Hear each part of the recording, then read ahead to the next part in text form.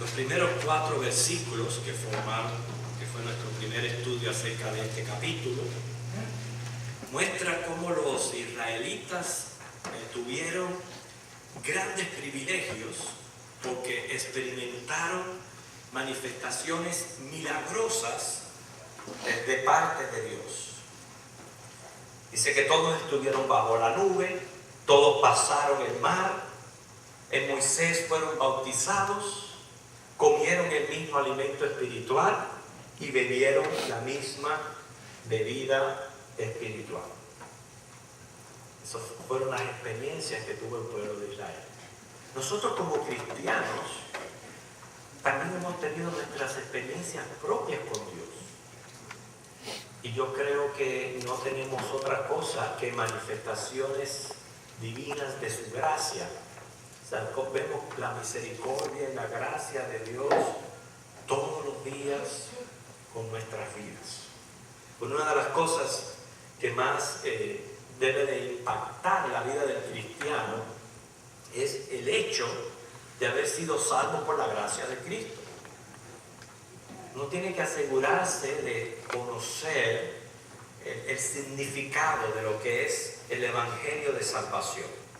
Estando nosotros muertos en delitos y pecados y por ende separados por una eternidad del Dios creador del universo 3 veces santo, Dios en su infinita misericordia nos dio a conocer el mensaje del Evangelio de salvación. Ese mensaje del Evangelio de salvación lo que nos dice es que Cristo, el justo, dio su vida en una cruz y se sacrificó y derramó su sangre para limpiarnos de pecado, para regalarnos el perdón, la vida eterna y aparte de eso, la compañía de Dios con nosotros todos los días. Yo siempre les digo una y otra vez, hasta el momento en que nosotros no estemos en el cielo delante de la misma presencia de Dios, no vamos a caer en cuenta lo grandioso y lo valioso que es la salvación de nuestras almas. Ahora, esos son grandes privilegios. Lo mismo que tuvo el pueblo de Israel. Y a grandes privilegios, hermanos, se demanda grandes responsabilidades. Eso lo dijo el Señor en Lucas, capítulo 12, versículo 48. Lucas 12, 48.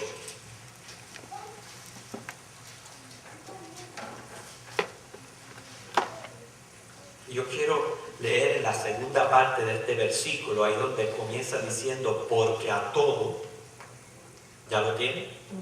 Fíjense, porque a todo aquel a quien se ha dado mucho, mucho se le demandará, y al que mucho se le haya confiado, más se le pedirá. Podemos ver aquí en el versículo 5, ya volviendo a nuestro texto, 1 Corintios 10, donde dice Pablo, pero de los demás de ellos no se agradó Dios, por lo cual quedaron postrados en el desierto.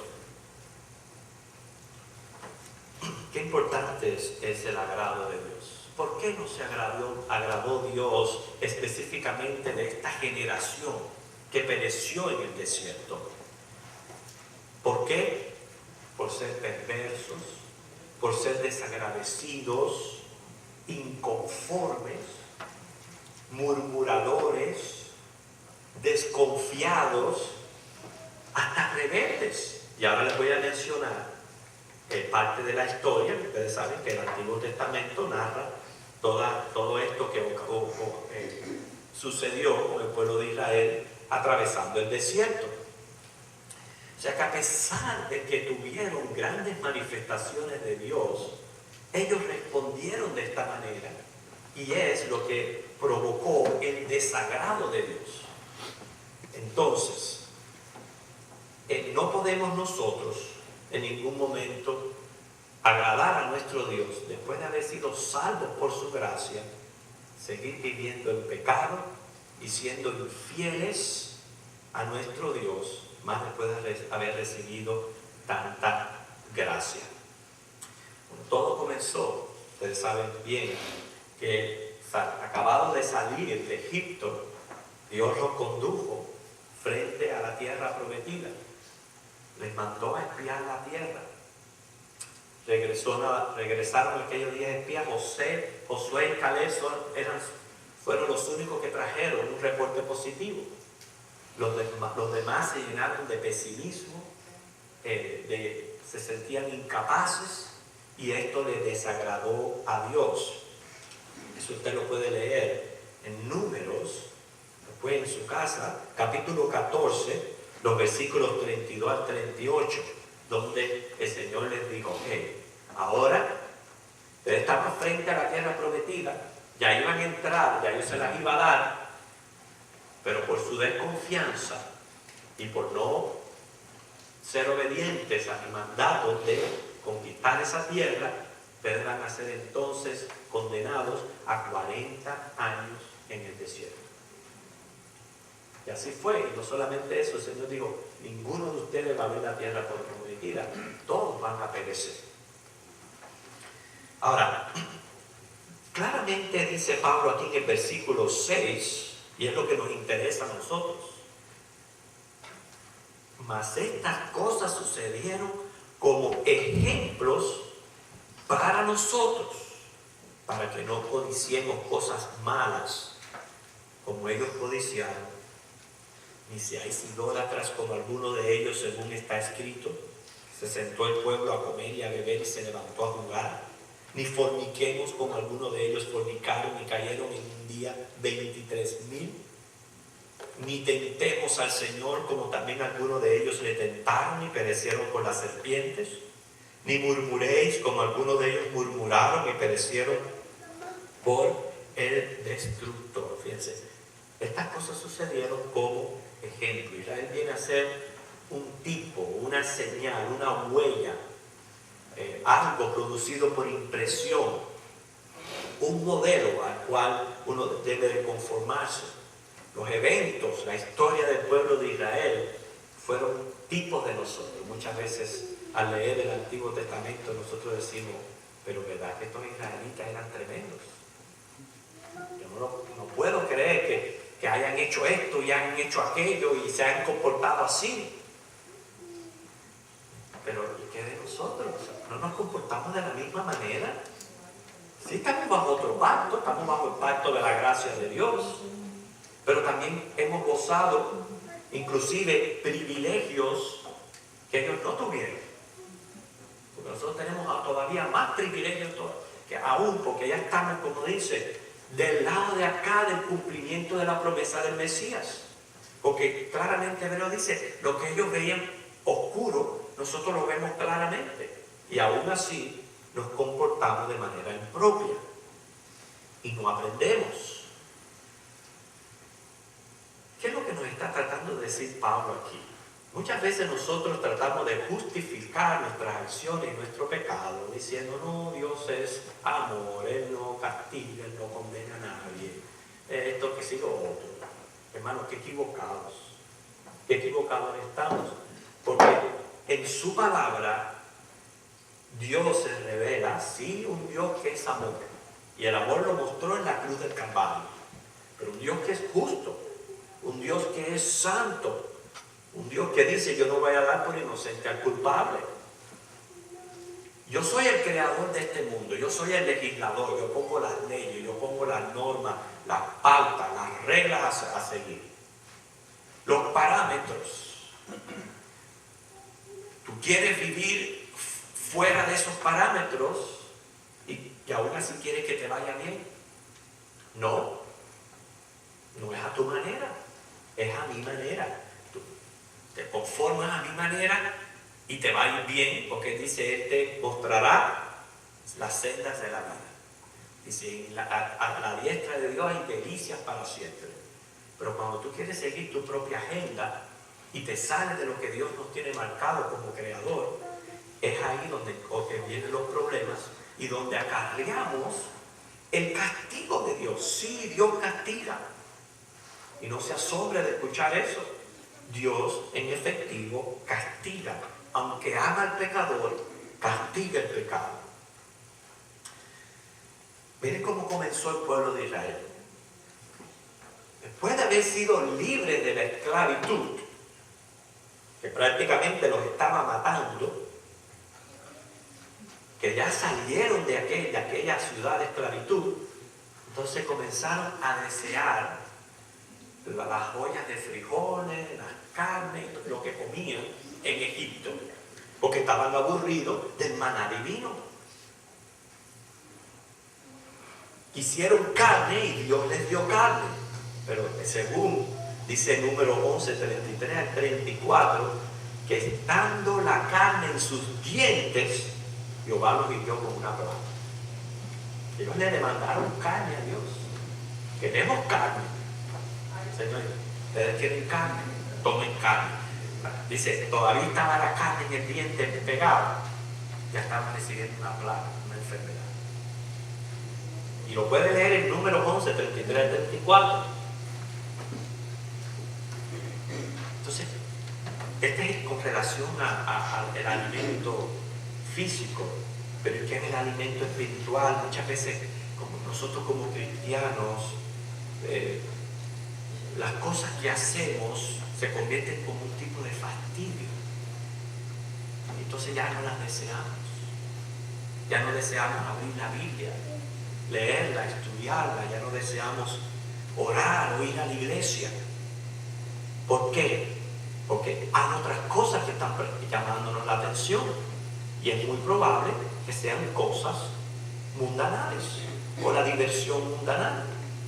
Y entonces no podemos hablar de los israelitas cuando muchas veces nosotros caemos en la misma situación.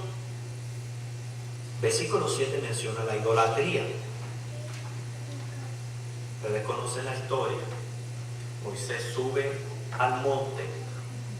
Ahí Dios le está dando los 10 mandamientos. Pero el pueblo se cansó de esperar por Moisés. Y como se cansó de esperar por Moisés, pues hicieron un becerro de oro. Su promotor fue el mismo Aarón. Y comenzaron la idolatría. Prácticamente un quebrantamiento del primer y segundo mandamiento. Se excusaron diciendo que aquello era para Jehová. No, que aquello no es para Jehová, porque no es a la manera de Jehová.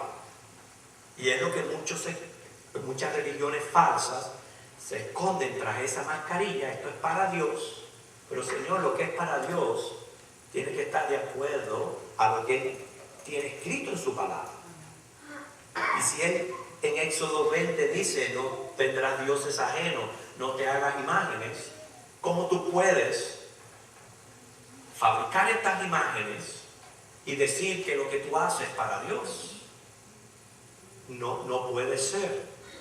Se dice que la ignorancia de una ley no es excusa para justificar su quebrantamiento.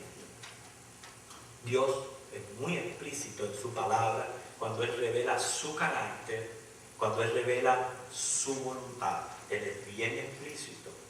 Y como Él es bien explícito, Él dice, no va a dar por inocente al culpable.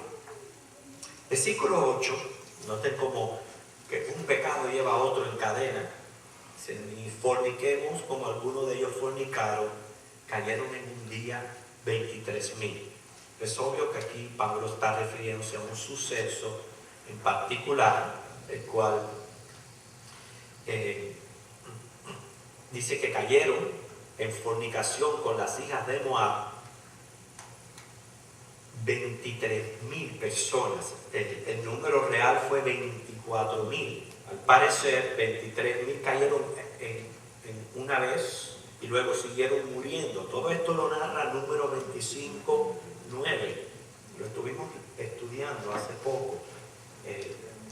Los hijos de Israel se enamoraron de las hijas de Moab y no solamente fornicaron, sino también que se fueron tras la idolatría de estos pueblos, y obviamente hubo castigo de parte del Señor.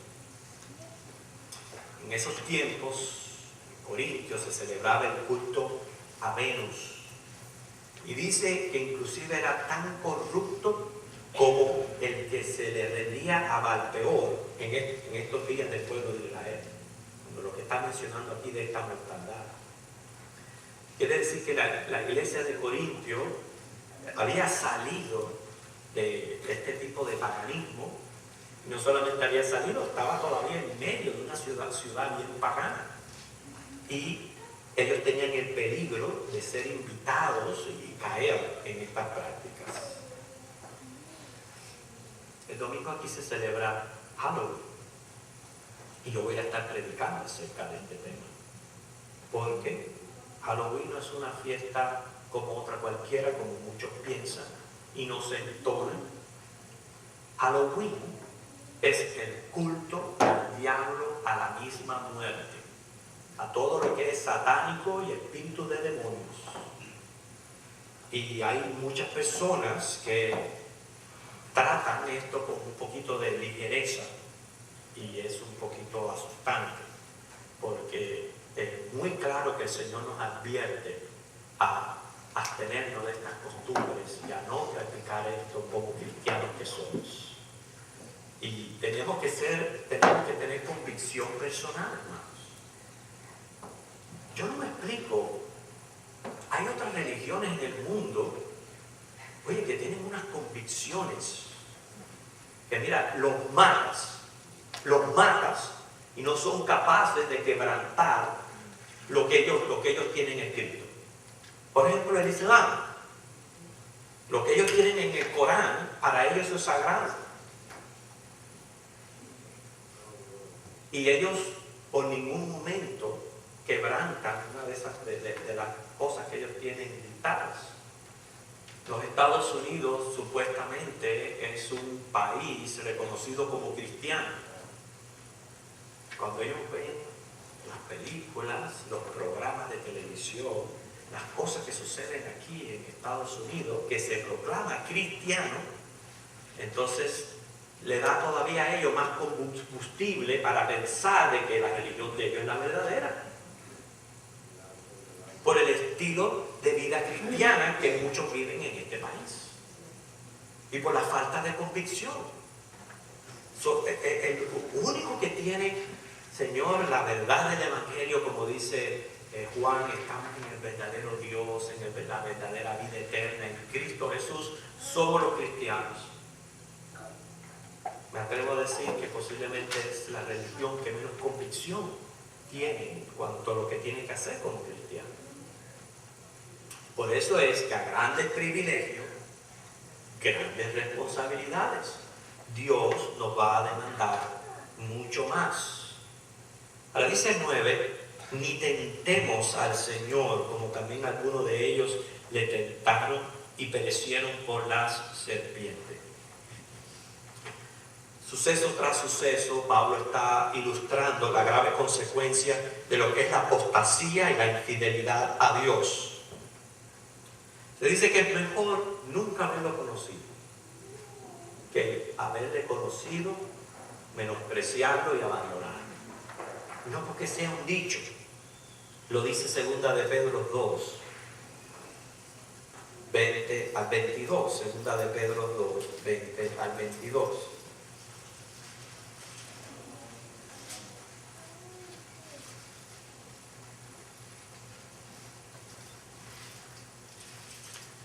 Ciertamente, si habiéndose ellos escapado de las contaminaciones del mundo por el conocimiento del Señor y Salvador Jesucristo, enredándose otra vez en ellas son vencidos, su postrer estado viene a ser peor que el primero, porque mejor les hubiera sido no haber conocido el camino de la justicia, que después de haberlo conocido, volverse atrás del santo mandamiento que les fue dado. Pero les ha acontecido lo del verdadero proverbio: el perro vuelve a su vómito y la puerca lavada a revolcarse en el cielo. En ningún momento este versículo apoya el hecho de que uno puede perder la salvación. Pedro aquí no está mencionando, ni nos está diciendo que son hijos de Dios, ni les está diciendo que son regenerados. Simplemente dice, son gente que escaparon de la contaminación del mundo, Quiere decir que el tiempo que estuvieron congregados o reunidos con el pueblo del Señor, estaban gozando de los beneficios de esa comunión y estaban aparte de todos esos peligros y toda esa contaminación que hay allá afuera. Pero como no eran regenerados, les duró poco. Les duró poco. ¿Y qué pasa? Vuelven de nuevo. Como dice, el perro a su vómito, la puerca a su fango. Vuelven de nuevo a la contaminación porque nunca fueron hijos de Dios genuinos. Pero dice que eso es peor que nunca haberlo conocido. Que nunca haberlo conocido. Por eso dice, no tentemos al Señor. O sea, tentar aquí se refiere a poner a prueba con buena o con mala intención. O sea, tentar a Dios en su paciencia, en su clemencia, en su fidelidad o poder. Les voy a mostrar una manera de tentar a Dios. Hay una secta que el culto lo realizan con víboras. Mientras alaban y cantan y adoran, se ponen víboras alrededor porque dice la palabra que si una víbora te pica no te va a hacer daño. Sacan el versículo de su contexto, de lo que sucedió a Pablo allí en la isla, y esa es su práctica. Eso es tentar a Dios. Eso es tentar a Dios. Pero usted diga, no, yo voy a cruzar la calle ahí delante de los carros porque Dios me va a cuidar. Eso es tentar a Dios. O que usted diga, no voy a ir a un médico, no me voy a tomar la medicina porque Dios me va a curar. Eso es tentar a Dios. Todo eso es ponerlo a prueba y a Dios no se le pone a prueba. Y por eso dice, tentaron al Señor. Y lo último que menciona aquí Pablo en el versículo 10 es la murmuración. Dice, ni murmuréis como algunos de ellos murmuraron y perecieron por el destructor. O sea, hay que ver aquí, no es clamar al Señor. Hay una diferencia, siempre he dicho, entre clamar y reclamar. Nosotros podemos clamar y mencionar las promesas de Dios como base sólida de nuestra fe y nuestro clamor. Pero cuidadito con reclamarle a Dios, porque el que no tiene derecho no puede reclamar. Y ninguno de nosotros tiene derecho. Cuando todo usted lo ha recibido de la gracia de Dios, no tenemos derecho. Entonces, cuando nosotros oramos, nosotros lo que hacemos es clamar en sus promesas, no reclamar promesas. Porque en primer lugar, para reclamar promesas, usted tiene que asegurarse de cumplir con todas las condiciones que conlleva esa promesa. Y muchas veces no le prestamos atención a esas condiciones. Pero muchos caen en murmurar, quiere decir quejarse con cierto espíritu de rebeldía ante Dios. Por este pecado de murmurar, ahí Números 14:2 y del 11 al 12 dice que 14.700 murieron con pestilencia como consecuencia. Hermano, ¿cuántos ejemplos negativos que sirven, recuerden, como señales o tipo para abrir nuestros ojos a no cometer los mismos errores? ¿Y qué es lo que el Señor está tratando con nosotros? Que simplemente evitemos su castigo, evitemos su juicio. Les quiero explicar. Como cristianos, si ya usted y yo hemos hecho una decisión por Cristo y Él es nuestro Señor y Salvador, nosotros tenemos al Hijo, tenemos segura la vida eterna. Quiere decir que el día que nos presentemos delante de Dios en juicio, no va a ser para definir destinos, porque ese destino ya está marcado aquí en la tierra según lo que hacemos en Cristo Jesús. El que rechaza a Cristo está condenado, el que tiene a Cristo, al Hijo de Dios, no está condenado. ¿Entienden eso? No es para definir si voy al infierno o no. Yo no puedo estar pensando de que porque esto me pasa ya yo perdí mi salvación y ya yo voy a ir al infierno. No, si usted tiene al Hijo de Dios, usted tiene la vida eterna. Ahora, eso es muy aparte de los juicios y el castigo que Dios tiene, claramente lo dice ahí en Hebreo, para su pueblo. El pueblo de Dios sufre el castigo divino aquí en la tierra. No allá en el cielo, sino aquí en la tierra. Y eso es lo que nosotros podemos evitar. En la vida tenemos muchos problemas que provocamos nosotros mismos. Muchas veces caemos víctimas de los problemas que provocan otros. Hay también situaciones completamente externas que nos causan dolor y sufrimiento. La vida es dura, pero eso dice, llena de tribulaciones y problemas. ¿Por qué usted le va a añadir el juicio de Dios también? ¿No se da cuenta que a la vez que usted está en Cristo, usted fue comprado por su sangre para que Dios le posea y sea para Él? Todo cristiano que sea desleal, que sea infiel, que no, como le dije anteriormente, que siga su propia agenda y no adopte el discipulado de Cristo, se somete en obediencia ya a la palabra de Dios, está expuesto a castigo, porque tristemente es el castigo el que nos hace abrir los ojos. Entonces el buen Padre Celestial, así mismo lo dice en Hebreo, que ama a sus hijos, los disciplina. ¿Los disciplina para qué? Para que reaccionen, para que cambien, para que se pongan por el buen camino.